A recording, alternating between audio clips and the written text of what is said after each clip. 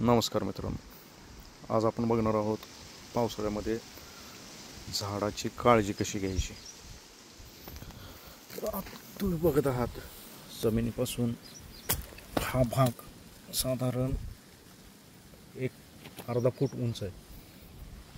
हे ज्यावेळेस पावसाळा चालू होतो त्याच्या आधीच आपण एक अर्धा फूट 6 इंच ते 7 इंच असा बेड तयार करून घ्यायचा झाडाच्या कडेने।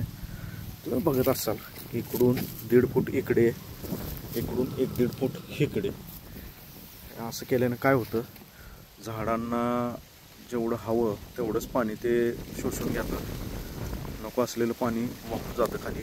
पावसाळ्यामध्ये जरी पाणी साचलं तरी मुळ्या कुजत नाहीत, कुजव्या रोग होत नाही, झाडं व्यवस्थित राहतात। झाड बघा तुम्ही, व्यवस्थित अगदी हिरवंगार झाड राहिलेलं आहे आणि एक्स्ट्राचं पाणी, जास्तीचं पाणी इकडून वाहून गेलेलं आहे खाली।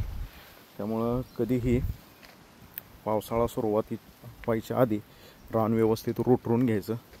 रोटरून घेतल्यानंतर व्यवस्थित आपलं फळी लावून, एखादी ट्रॅक्टरला बारकी फळी येते त्या फळीने अशी माती चढवून घ्यायची, बेड तयार करायचा, जेणेकरून मुळ्यांना आजार होत नाही, मुळ्या कुजत नाहीत।